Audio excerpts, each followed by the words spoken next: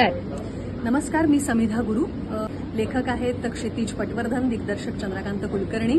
हे नाटक बघायला तुम्ही आवर्जून यावं अशी माझी इच्छा आहे, कारण या नाटकातली माझी काय आम्हा सगळ्यांची, सगळ्या नटांची आमची 6 पात्र आहेत, त्या 6ही पात्रांची भूमिका बघण्यासारखी आहे।